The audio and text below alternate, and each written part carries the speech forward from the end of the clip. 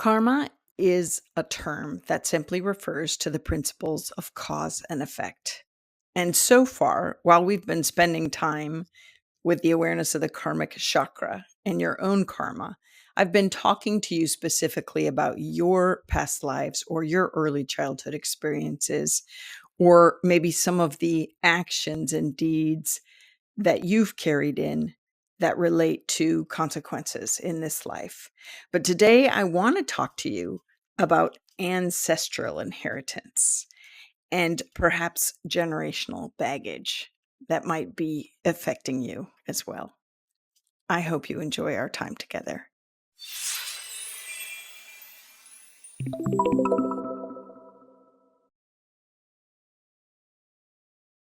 Hello, and welcome to the Constance Messmer podcast. Thank you so much for tuning in.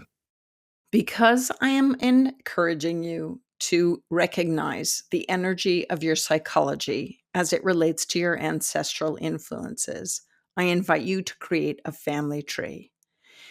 With the family tree, list your own name, your parents, your grandparents, and your great grandparents, if that is possible for you. Beneath each name, I invite you to list their struggles and their positive attributes. And then take a breath. I want you to notice any similarities to what you may be carrying through this lifetime. The dynamic that we're looking for with ancestral inheritance are patterns of maybe coping mechanisms, behaviors, beliefs, any of the isms, right? Sexism, racism, all those things. Any patterns with the constructs of reality or how the world is viewed, the lenses with which you see the world, helpful or unhelpful. These are all important for you to have a greater understanding for yourself and what we are going to look into in this episode. If you choose to dive deep into physical, mental, emotional, and spiritual arenas, maybe separate each of them as topic headings for strengths and weaknesses of each family member. Here you might see patterns of neglect, abuse, or even coping skills like alcoholism, gambling, and things of the like. You might see upsetting threads like trauma or abuse, or you might write down also positive threads, positive attributes. Just let what comes to your awareness be written down without judgment. The concept that I'm presenting to you here is that sometimes your life is not your own. Sometimes you're part of a relay race, if you will, and you're carrying the torch of your ancestors. Which is really hard to grok sometimes. But there's sometimes threads within us. I've found it all the time psychically, all the time. I'm like, wow, you are living this person's life. Do you want to live this person's life? That's going to be your choice, right?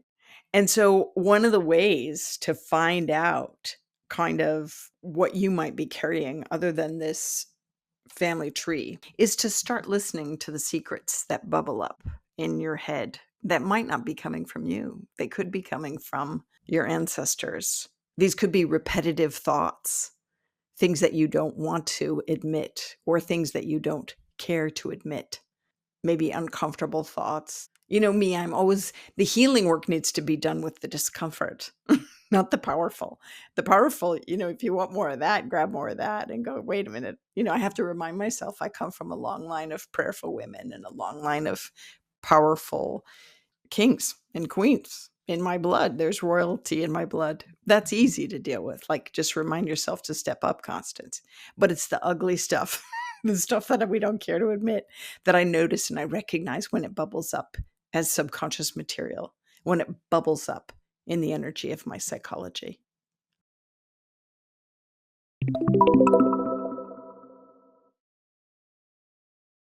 I remember reading the book, The Unsayable, The Hidden Language of Trauma by Annie G. Rogers.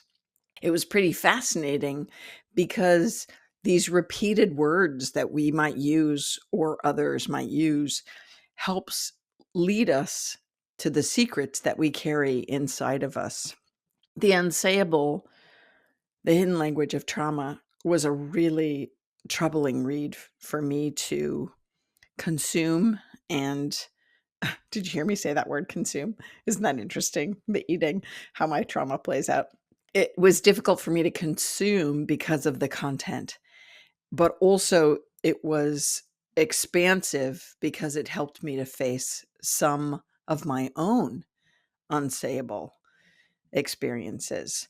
So if you want to read it, I'm going to put the link in the show notes. Highly recommend it, but it is a book on kind of discovering and uncovering trauma. But these words that we might be repeating in our own life might have a double entendre, right? Or these struggles that we've stuffed down. Another, see how I'm using these words? That's like illustration of my stuff when I stuff myself. So these words we stuff down because we can't speak, they might be coming from our personal experience in our life, or they could also be kind of a carrying over from our ancestors. And so these whisperings could be their unfinished business, right? Their regrets, their foibles, their troubles, their bits that they didn't resolve while they were here. You know, sometimes when I hear myself, when I'm the witness self to my own life, and I think I need help with this specific issue, I need help. I need help with my weight struggle or my whatever it is. I sit there and I say, wait a minute, who's the I? Is it me? Like, is it me? Or am I carrying this trauma experience? You know, could it be connected to someone else's traumatic past? Could it be connected to someone else that I'm still carrying in my DNA because they couldn't solve or resolve it? Sometimes when I notice like I statements, I think, is that me or is there subconscious material from my ancestors that I'm having to turn my attention to? Because our ancestors, they can guide us, right? They speak to us, they can direct us, but sometimes it happens in our thoughts. So this is what I've told you before. Your thoughts are not all your own. And so sometimes our ancestors speak to us to resolve family issues or change family trends that they might have started that they regret, right? There was a part in my life where I was really bent on writing my trauma story in poetry, which I told you I did. And I don't know that I'll ever need to publish it. It just felt like the reverberations of getting that story out of me allowed for the generations that it occurred to have the same experience on a psychological level, on a soul level. And so sometimes when you're struggling, I encourage you to take the time to journal. Like, what is this struggle about? And is it my struggle? Or is it this family struggle that I am holding kind of the banner for, the flag for, because I'm the one to resolve it or come to new awareness? And that new awareness will change the reverberation and the vibration for your kids, your life, whomever, you know? I know in my own work and the work that I've done with others that the past can only be resolved when the question is answered. And so, what's the bigger question? What's the real deeper question, right? I even had to do this looking and then journaling through to the resolution on a trip I'm about to take soon. These fears were coming at me in my mind space, my mind chatter. And I was like, whoa, this is not me. I'm fine with traveling. What is coming up here?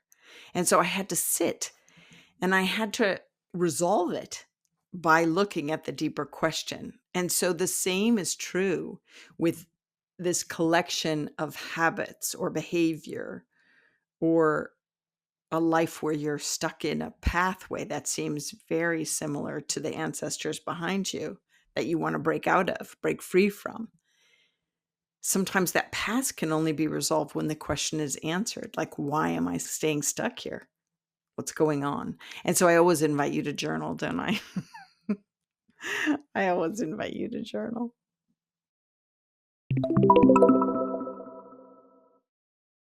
Hey, as you follow my teachings, I've created this journal to be your companion. Your 11 Soul Senses is a journal for self discovery.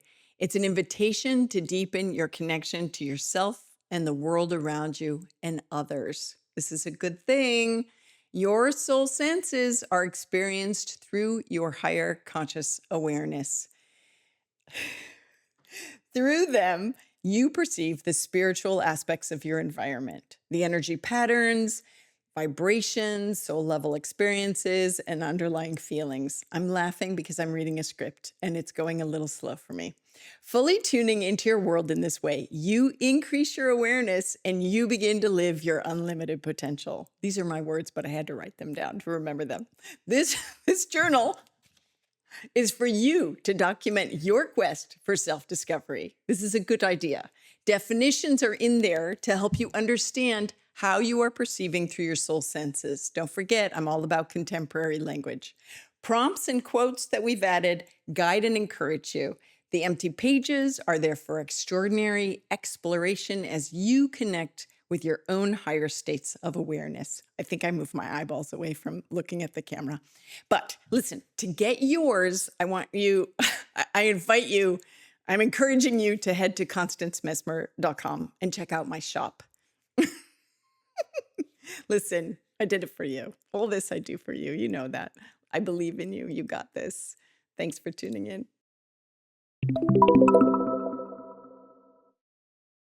So now take that family tree and add pages. I want you to consciously tend to your ancestors. I want you to consider what might have been unanswered in their life. What questions did they carry? Oof, I'm getting chills. Beyond the grave, to you, to ask you to resolve for them, to heal the family lineage. What was left unresolved and unanswered and undone, right? Undone. Figure out their questions. Answer their questions by recognizing and writing them down and kind of noodling. Like, what were their stop gaps? Why were they unable to do this? This is a big task, right? It's a big ask. This is where automatic writing to communicate can come in. It can also allow for generational healing when we take this time to do this. When we recognize that we carry some ancestral inheritance in the energy of our psychology, in our DNA, in our mental, spiritual, emotional, physical self, it takes courage to look, right? It takes courage to look and look back at them, but not blame. Not blame yourself for others, but rather look and see with compassion. Where were they at? What did they know? What did they know to teach? What was happening in the moment? What were the effects of personality traits, the economic life they had to go through, societal pressures, mindset of those around them? Often what comes up is, you start weeping because you start really recognizing and your heart becomes more full of compassion, right? Hopefully that's what happens. I mean, I think sometimes we go through the grief phase and the anger phase. But if your intention is really to move to generational healing, then you need to have as best an understanding as you can based on that unitive connection, that psychic connection that I've been trying to tell you. Have them imagine them standing before you and telling you their story, especially if it's a thread that infects your life, right? If it's something that you just can't resolve and it's part of your genetic makeup or your own psychology of trauma or hardship or whatever it is, it's sometimes important and takes courage to look back. But the only way that you're going to get real answers is with an open heart and an open mind. And see what comes up. Do some automatic writing where you take the pen and I write me in the margin and bring the question, what was your life like that you were so angry or mean or whatever it is? And then see what comes up next. It's the first thing that comes up. Write their name and their answer. You can surround yourself in light and love so that you get the truth. Set the intention to get the truth. That's always your intention, right? I don't hope I don't have to remind you of that. That's if you've been working with me, we're truth seekers. We're the truth seekers, not our truth, not their truth, the truth. But what was their truth in that moment? These are the questions I encourage you to dive into. And then maybe ask them, after you go through the hurt or the anger or the what the heck, ask why didn't they know better? Wait and hear the answer. Trust what you get.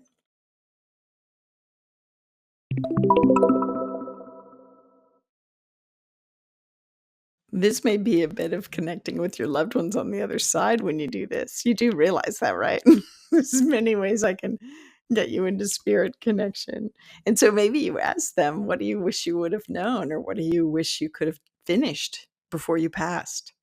That would be an interesting question, and see what you get and write it down in their little box on your family tree or their page on your family tree and see how all that relates to you and your life. It might free you up in ways that you don't know until you try.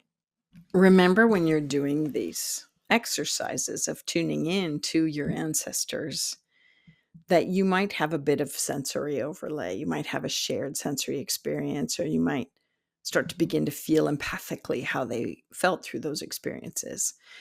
Because if you're doing a soulful connection, soul to soul, you to them, in communication efforts, you're going to be tapping into all of your clairvoyance, clairaudience. You're going to hear, see, feel, physically feel, emotionally, maybe intuit, which is claircognizance, where it's just a knowing of what the story is. You might get new revelations. Is this the truth? Hold it up to the light. So when you're finished with those kind of communications and you thank them for connecting with you, or you're knowing, or you thank your own higher self for getting the answers, then, say thank you and disconnect. I know some of you that are listening talk to your loved ones all the time, right? You might be able, if you have a great trusted relationship with one of them, maybe go, hey, you're up there with them. What was their life about? Well, why did they do that stuff? Or what was that about? You can ask for a medium. Isn't that funny? You know what I'm saying? I'm like, you ask for an intermediary for your information. You can also go into the book of your Akashic records and see if you can see the behind the scene notes of what was that about for them, if they had direct influence on you. But otherwise, this is a journey of consciousness, right? A journey to uncover, understand, and relate to yourself in a new and different way.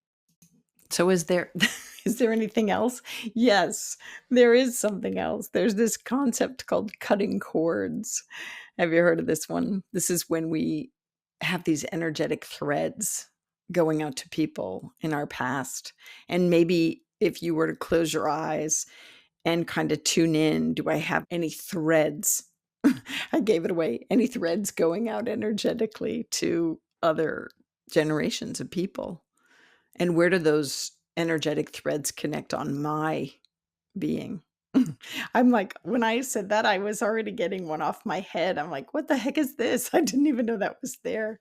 Maybe it's coming up because I'm talking about it all now. There's been times in my life where the energy has come off me from my power vortex, my solar plexus, personal power, self-esteem, who you are, what you came to do. So when we find that we might have threads or cords that connect us to other people, that is, it's not serving us at all. It's not serving us at all, whether they've, kind of attached it or glommed onto us for various reasons, or whether we're just still tapped into them for approval or recognition or whatever it is. You can close your eyes and ask, is it still for my highest good to have this thread, this energy tie going out to them, this cord? And if you get a yes, say, what's it serving me? How's it serving me? How's it helpful? And am I losing energy from it? How much of my energy is going out to them? Trust the first number that comes up. What percentage of my energy am I sucking from them? How much am I taking from them? Trust the first number that comes up.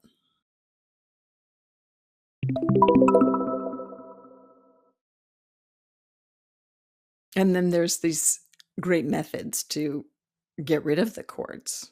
When I was in England, I was led through a visualization meditation about using St. Michael's cobalt blue sword. And then I also know of Manjushri's fiery sword. And so either of these are great fun to say, I'm cutting this cord.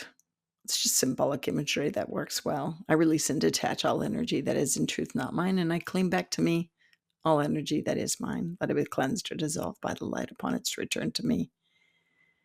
So this is if you feel an energetic that's, kind of weighing you down, or an old pattern of behavior that you don't want to be associated with anymore.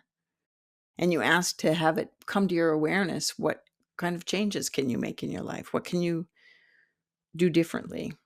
Whether you're using the imagery of cutting cords and detaching from others, I do think you always need to consider consciously bringing it to the forefront of your mind. This is something I've carried forward through the generational inheritance. And does it suit me? Or do I want to change? And if the answer is you want to change, then suss out, how does that happen? What do I need to do to make the changes so that I can just be me? With that in mind, there are many different forms of therapy out there. And I will leave that to you to research and tune in and find the right one that may work for you as needed. And there you have it. How the energy of your psychology might be influenced by ancestral inheritance. And your actions might be actually generational baggage from those that have gone before you, in hopes that you can resolve it, right? In hopes that you can unravel it to allow for your own healing and a reverberation through the generations and future generations. This is a great quest. This is a great quest. So I hope that I've given you some food for thought and some jumping off points to consider.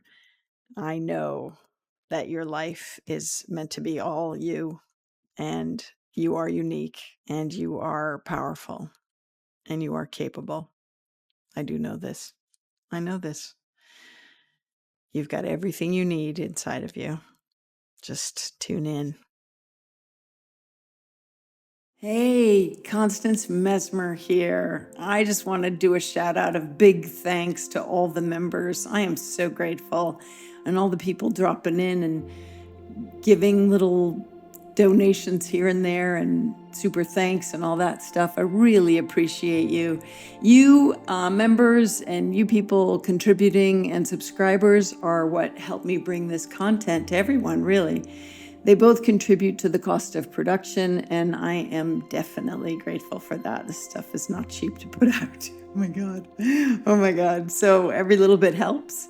And I am filled with gratitude that you're stepping up. I am not necessarily a joiner, not usually, but there are environmental issues and other organizations that I do belong to and I contribute to because I like to see them persevere. And I'm hoping you feel the same about this work. I hope you put it into practice in your life. That's another way that you could spread this work and help change our world, which is what I think it ultimately does. As you know, I think if everyone tuned into their soul senses, the world would be a much better place. So when you subscribe, it's a big yes vote for the content, and it helps spread the work across the planet. So when you put the lessons into practice and subscribe and like and share, you help me help you carry the lesson beyond you and me. And I am just really grateful. Legally speaking, this podcast is presented solely for educational, spiritual, and entertainment purposes. It is not intended as a substitute for medical diagnosis, treatment, or the advice of a physician, psychotherapist, or other qualified professional. You should not use this information to diagnose or treat a health problem or condition. Always check with your doctor. Thank you.